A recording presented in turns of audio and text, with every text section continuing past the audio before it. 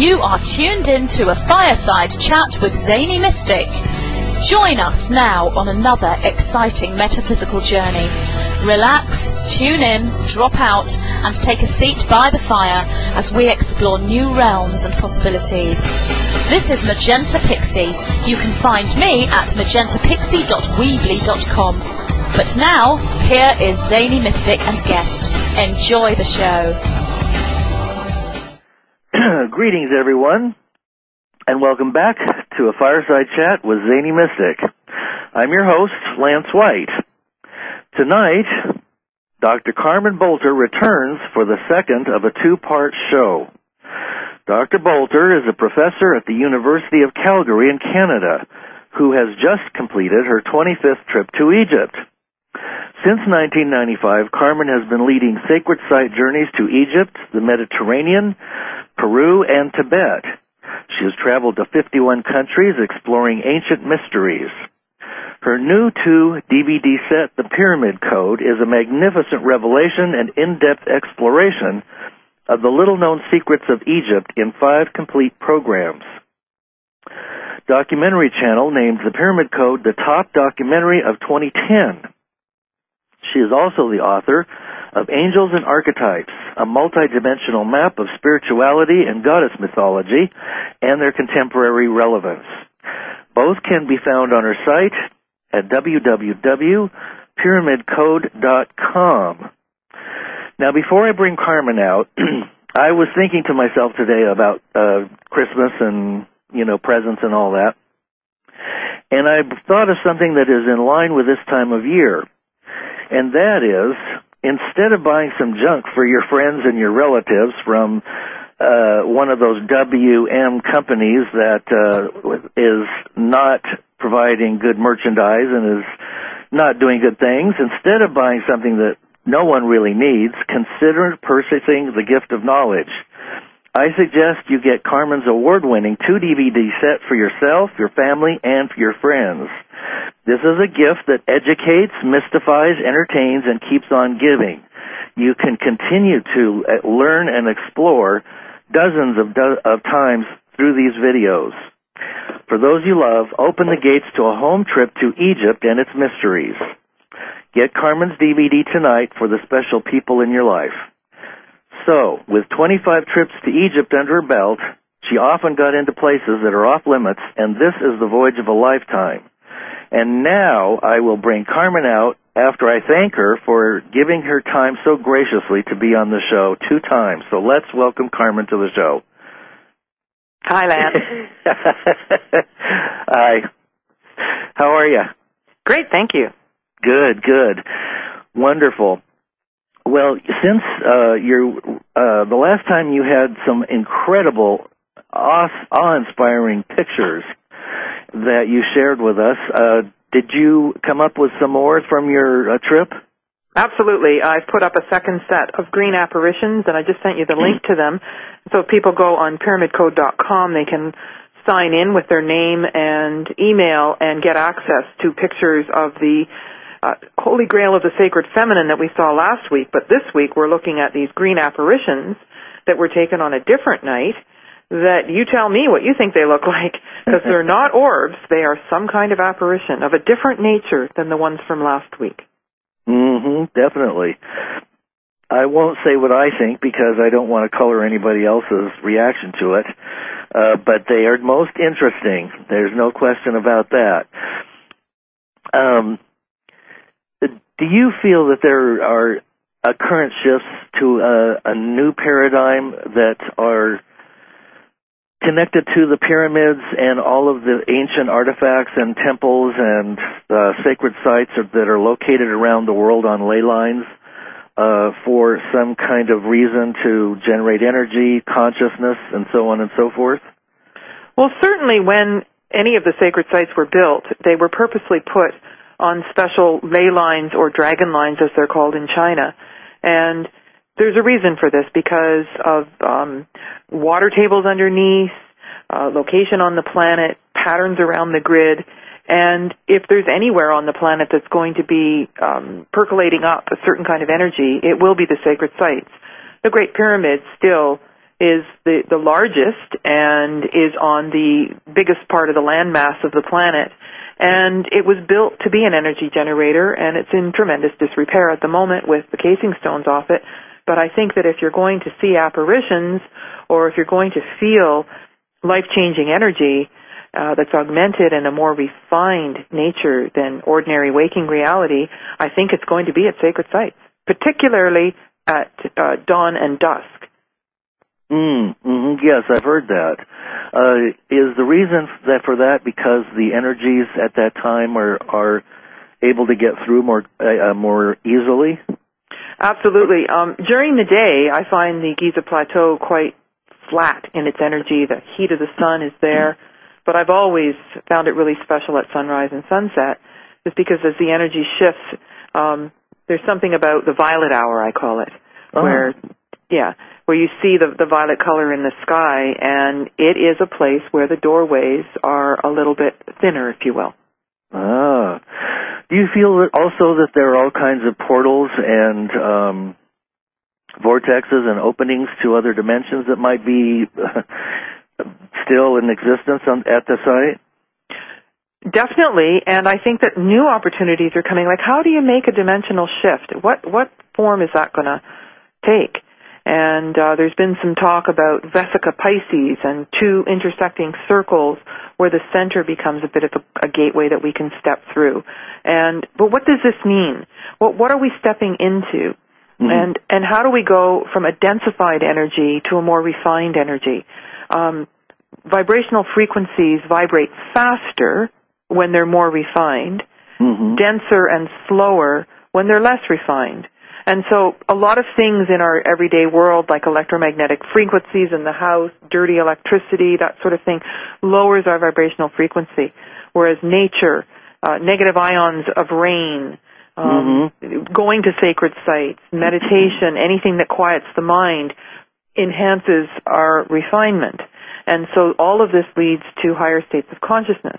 Now, in traditional ways of being and thinking in our society, consciousness isn't one of the words that we typically use.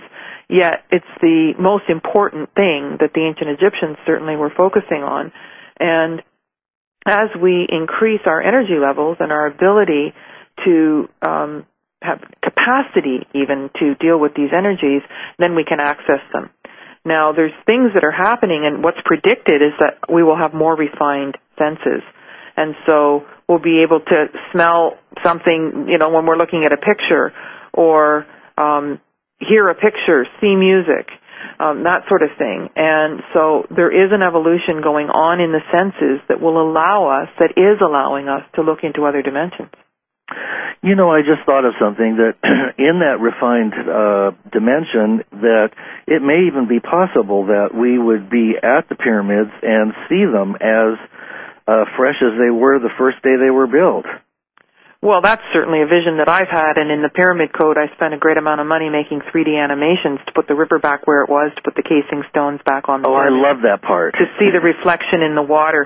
And then the first time I saw it after the animators had finally built it was just such a sense of relief, because my memories do hold it that way. And the first time I was at the Great Pyramid, I was complaining and saying, well, it's, are you sure this isn't the second pyramid or the small pyramid? And they said, no, it's the Great Pyramid. And they're like, why don't you believe that it's the Great Pyramid? Well, my visions had it bigger. And it was, in fact, 30 feet bigger on each side, because when the casing stones were on, that increased the volume of it. Right. So my memory was taking precedence over the reality of me standing there. Wow.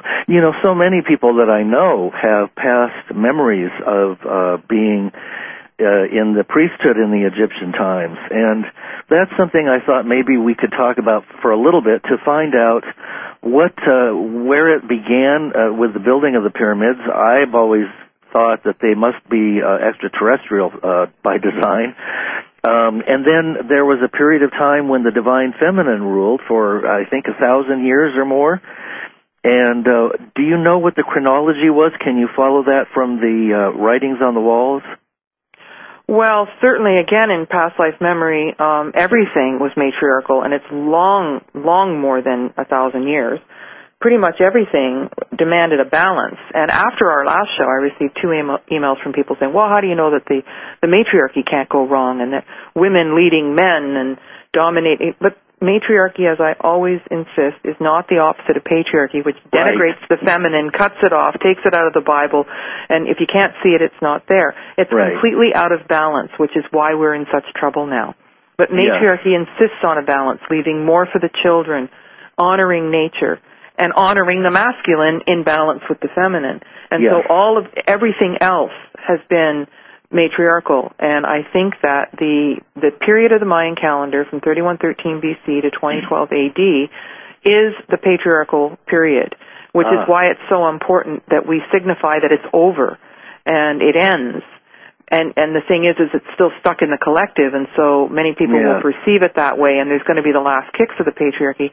But its agenda has been to erase evidence of everything other than itself, burning the Mayan texts, destroying the Library of Alexandria, burning the witches who had the knowledge, demonizing women of knowledge. Killing the Hopis and all the indigenous tribes. All of that, the indigenous tribes. Still doing it today. Well, sure, and come on, if anyone, the reason that women don't run off to war most of the time, you know, if you've had a child, you don't think it's a great idea to go kill someone else's child. And men usually need to hook into women in order to feel the cycles of time and that sort of thing. And so everything was matriarchal. We're going to come to see this. This is my hope and my prediction over long periods of time. And we'll see this as the patriarchal hiccup, a failed experiment. That if your dominator ways of being and thinking hurt people and aren't sustainable. And so we're not going to a place where women will dominate men. That is not the opposite. That's not what we're talking about. So balance is what you'll see on the temple walls. You'll see all kinds of images that show balance between the two sides of the brain and symbols that are insisting that the lower self surrenders to the higher self to do the holy work. Now, in my memories, I've seen that it was priests and priestesses. The priestesses were trained in the Sphinx Temple and on the plateau. The priests were trained at Heliopolis, which is on the other side, and they would come together to do the energy work that would lead to the passive power that was non-polluting and free. And what we have now is power sources that are dangerous to our health, that cause illnesses like leukemia that are lethal, that cause ADD. And when you have power lines close to schools, little kids can't sit still, their nervous systems are so fragile. And so we really have disadvantaged ourselves. The powers that, as you say, have put all kinds of things into the society that are dangerous, that plastics are even dangerous, particularly to boys. There's all kinds of research that's showing this. But before products come out, it's not mandatory that research is done. So my point with all of this is that the Egyptians had the template for what I feel we are heading back toward, the understanding of the cosmos, celestial mechanics, peace, productivity, creativity. Instead of deconstructing, they were constructing. So freedom. All of the... Freedom, pleasure. Yes. Yes, altered states of consciousness that weren't ridiculed or made illegal, and then out the back door, you know, somebody's bringing in lots of kinds of drugs for altered states of consciousness, and people are making lots of money on it. So I think that in many of your interviews and the interviews that we both listen to online, you know, we've really seen in an exhaustive fashion what a mess things are. Oh, and how my God, yes. dangerous it is. But we must move beyond that, like it's a well-established fact. And it's a miracle that we have arrived to the place where many, many people have woken up. Possibly, you know, the tipping point has been reached. And I may have mentioned this last time. What's significant is that we're in the 7th day of the galactic underworld of the Mayan calendar. And this is heralding the end of this imbalance. That if something is only supporting the masculine ways of being and thinking, reading, writing, arithmetic, if you can't see it, it's not there. It is not going to be supported. That things that are in balance, that are pulling people into a more neutral state, is what is going to be the ladder to consciousness.